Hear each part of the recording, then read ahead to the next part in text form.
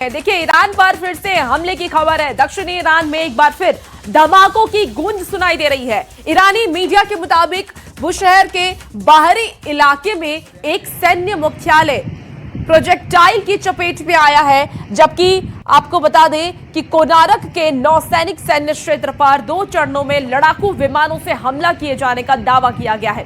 कोनारक के गवर्नर मोहम्मद यूनुस ने भी हमले का दावा किया है। कई और जगह भी धमाके सुनाई दिए हैं। वहीं अमेरिका ने ईरान पर हमलों को नकार दिया और ये तस्वीर आपको दिखा रहे हैं, जब दक्षिणी ईरान में कई बार फिर से धमाके की गूंज सुनाई दी है। तो ईरानी मीडिया के मुताबिक जो जानकारी सामने आई, बुशहर के बाहरी इलाके में एक सैन्य मुख्यालय प्रोजेक्टाइल की चपेट में आया है, जबकि कोनारक के नौसैनिक सैन्य क्षेत्र पर 2 चरणों में लड़ाकू विमानों से हमला किए जाने का दावा किया गया।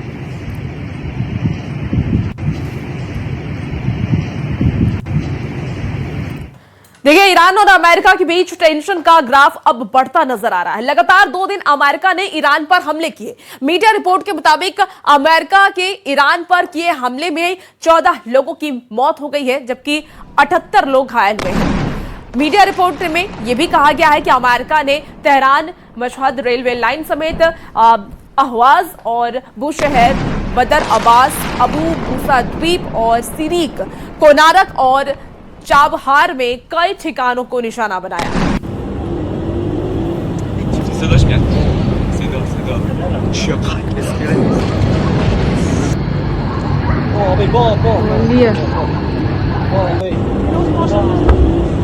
ईरान शहर के परवाज़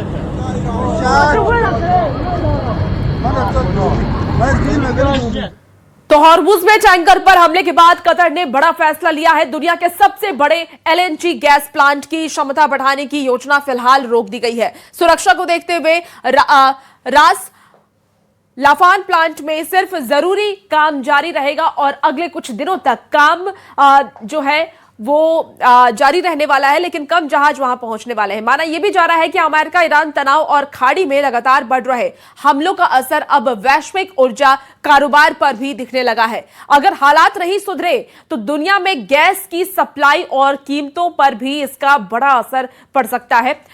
आपको बता दें कि रास लाफान से दुनिया के कुल एलएनजी का 20 से 30% हिस्सा आता है। वहीं हॉर्मुज़ में जहाजों की आवाजाही बुधवार को 36 से घटकर के 23 कर दी गई है। तनाव की वजह से इस रास्ते से गुजरने वाले जहाजों की संख्या में भारी कमी आई है और वो अपना रूट बदलने को मजबूर है।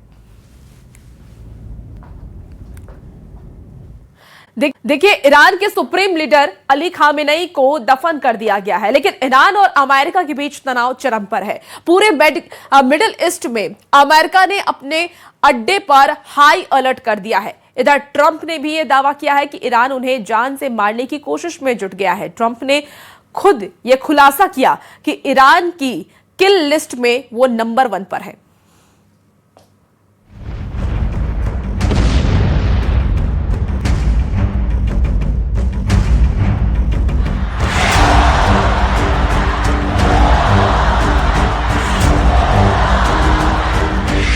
ईरान की किल लिस्ट में नंबर 1 ट्रंप। सीज फायर नहीं, अब फायर से फैसला।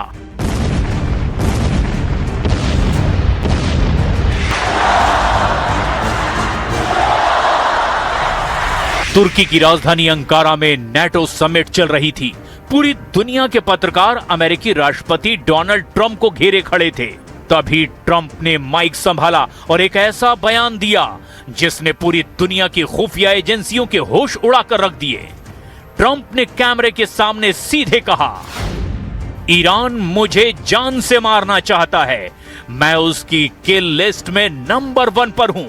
शायद मैं कल जिंदा ना रहूं, क्योंकि मैं उनका सबसे बड़ा टारगेट हूं। I'm number 1 on the kill list for Iran.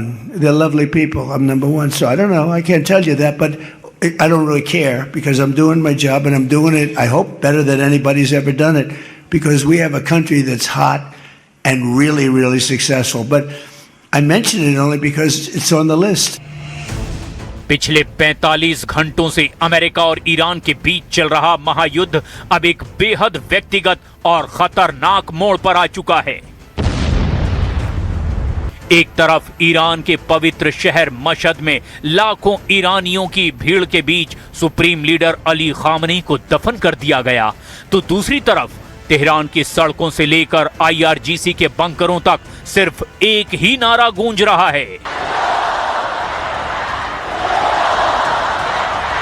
Iran के मशहद में लगे वी विल किल ट्रंप के पोस्टर ने अमेरिका को बुरी तरह से गुस्सा दिला दिया है। ट्रंप को मारने वाली धमकी का यह पोस्टर होटल में लटकाया गया। हालांकि कुछ रिपोर्ट्स में दावा किया गया कि यह पोस्टर तेहरान में अली खामनेई के अंतिम संस्कार के जुलूस के दौरान एक सड़क के ऊपर लगाया गया है। कुछ पोस्टरों में डोनाल्ड ट्रंप की तस्वीर के साथ उनके सिर की ओर गोली का निशाना बनाया गया था। कुछ प्रदर्शनकारियों ने किल ट्रंप और वी विल किल ट्रंप जैसे संदेश वाले पोस्टर भी हाथ में लिए थे। आखिर क्यों ट्रंप को अपनी जान का इतना बड़ा खतरा सता रहा है और खामनेई को दफन करते ही ईरान कौन सा बड़ा धमाका करने वाला है, ये हम आपको बताएंगे। लेकिन उससे पहले जान लीजिए, ट्रंप को अपनी जान का डर हवा हवाई नहीं है। अमेरिकी खुफिया एजेंसी CIA और फेडरल ब्यूरो यानी कि FBI ने हाल ही में एक बड़ी रिपोर्ट जारी की है, जिसके मुताबिक ईरान के कुद्स फोर्स ने अमेरिका के अंदर कई स्लीपर सेल्स को एक्टिव कर दिया है।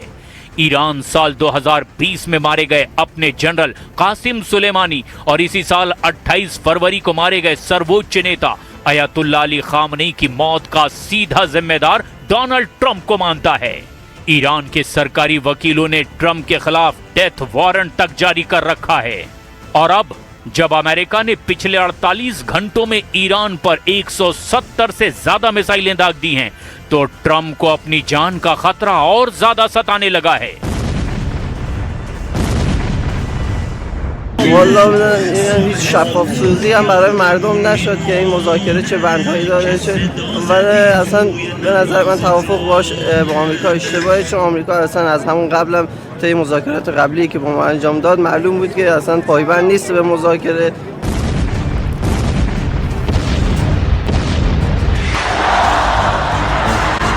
बाद में बदले की आवाजें अब तेज होती दिख रही है। मशहद की सड़कों पर बड़ी संख्या में लोग अमेरिका और इजराइल के खिलाफ नारे लगाते और विरोध जताते दिखे। अब सवाल ये कि क्या ईरान बड़ा पलटवार करेगा? रिपोर्ट देखिए। मौत का खौफ, तुर्की से उड़े ब्रिटेन में बदला विमान। डोनाल्ड ट्रंप का दावा है कि वो ईरान की किल लिस्ट में नंबर 1 पर हैं और ईरान उनकी हत्या करना चाहता है। ट्रंप ने कहा कि उन्हें हर वक्त जान का खतरा रहता है। एयरफोर्स 1 में यात्रा के दौरान पत्रकारों से उन्होंने कहा, ईरानियों की हिट लिस्ट में उनका नाम सबसे ऊपर है। ट्रंप के इस बयान को तुर्की से लौटते समय विमान बदलने की खबर से जोड़ा जा रहा है, क्योंकि ट्रंप नेटो समिट के लिए तुर्की के अंकारा गए थे। वहां जाते समय उन्होंने कतर से मिले नए बोइंग 747 यानी एयरफोर्स 1 का इस्तेमाल किया था, लेकिन वापसी में उन्होंने अचानक पुराने एयरफोर्स 1 से उड़ान भरी। नया विमान अलग से ब्रिटेन के RAF मिल्डेन हॉल एयरबेस भेजा गया। ट्रंप पुराने विमान से वहां पहुंचे और फिर नए विमान में बैठे। इसी दौरान उन्होंने ईरान की हिट लिस्ट में नंबर 1 होने का दावा किया। I'm number 1 on the kill list for Iran.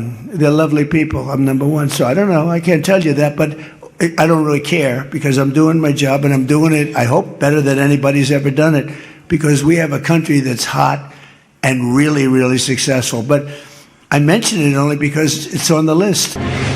दफन हुए खामनेई, अब अमेरिका से बदला शुरू। इस खौफनाक माहौल के बीच ईरान के मशहद शहर में गम और गुस्से का सैलाब उमड़ा।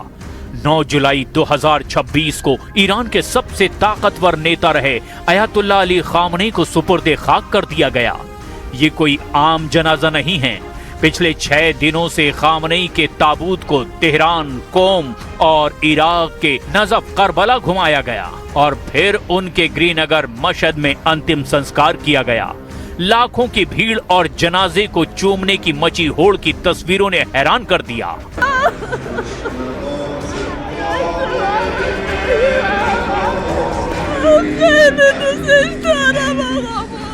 लेकिन इस जनाजे की सबसे डरावनी बात क्या है? क्या आप जानते हैं? यहाँ जनाजे में जो सैलाब उमड़ा था उसमें भीड़ रो नहीं रही थी, बल्कि वो गुस्से से कांप रही थी। अमेरिका से बदले का गुस्सा।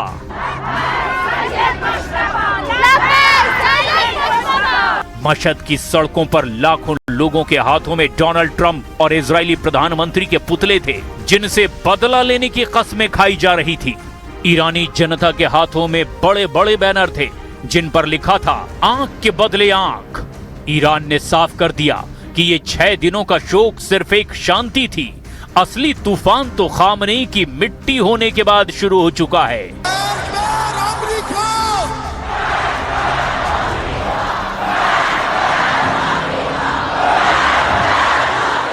اصلا یک روش انسانی در وجودش وجود نداره و یک امر طبیعیه، همونطور که تاریخ بشریت این رو ثابت کرده، هم قبل از ترامپ و هم بعد از ترامپ و هم در زمان ترامپ. این همیشه روند اونا متاسفانه ادامه خواهد داشت. ईरान के स्पीकर और अमेरिका के सामने मुख्य वार्ताकार मोहम्मद बाकर कालिबाफ ने कहा कि ईरान ये साफ करना चाहता है कि हम पर हमला होगा तो हम वापस हमला करेंगे और हॉर्मुज अब ईरान के हिसाब से चलेगा, ना कि अमेरिकी धमकियों के हिसाब से।